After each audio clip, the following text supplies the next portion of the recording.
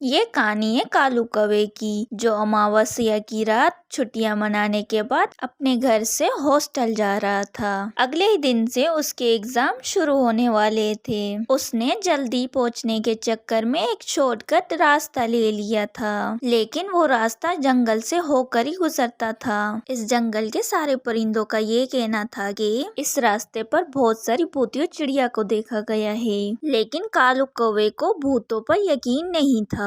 फिर वो उसी रास्ते पर आगे चलता गया। कालू आगे जा रहा था कि उसे अपने पीछे एक बस दिखाई देती है। मेन रोड पर पहुंचने के लिए कालू को एक बस या गाड़ी की जरूरत थी, इसलिए उसने उस बस को एक हाथ दिखाया। वो बस उसके पास आकर रुक गई। बस में चढ़ने के बाद कालू ने देखा कि सारे परिंदे उसी के तरफ देखे जा रहे थे और वो फिर कंडक्टर को आवाज लगाता है। उसने देखा कि सारे परिंदे उसे ही देखे जा रहे थे। बस की फ्रंट सीट पर उसे एक कंडक्टर दिखाई देती है, तो उसने उससे कहा, अरे कंडक्टर साहिबा, एक टिकट तो दीजिएगा। तो उस चिड़िया ने बड़े अजीब तरीके से कालू को बुलाया। एक कौवे, टिकट चाहिए ना तो इधर आ, जल्दी आ। कालू को वो कंडक्टर बहुत ही डरावनी नजरों से देख रही थी। कालू ने पास में बैठे हुए परिंदे से कहा, अरे ये तो बड़ी अजीब चिड़िया है, ऐसे देख रही है जैसे खा जाएगी। कालू के ऐसे कहते ही उसके पास में बैठा हुआ परिंदा उसे वैसी नजरों से घूरने लगा। तो कालू ने उससे पूछा, भाई साहब जरा बताना ये बस कहाँ तक जाएगी। तो उसके पास में बैठे हुए परिंदे ने कहा, ये बस चलती ही रहती है, कभी भी अपनी मंजिल पर नहीं पहुंचती। ये बात सुनकर कालू कौवे को बहुत ज्यादा अजीब लगने लगा।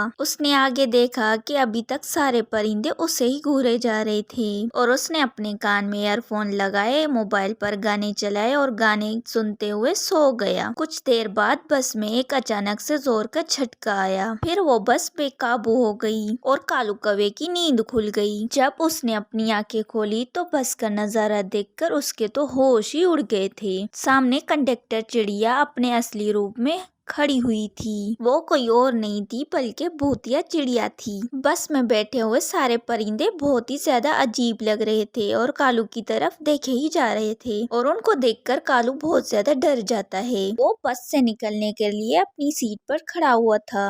तभी भूतिया चिड़िया उसके पास आई। अब तुम्हें कौन बचाएगा कालू कौवे, तुम मेरी नजरों से नहीं बच सकती। हम सब तुम्हें मार डालेंगे और तुम भी हम सब की तरह भूत बन जाओगी और इस बस के ना खत्म होने वाले सफर में हमारा साथ दोगी।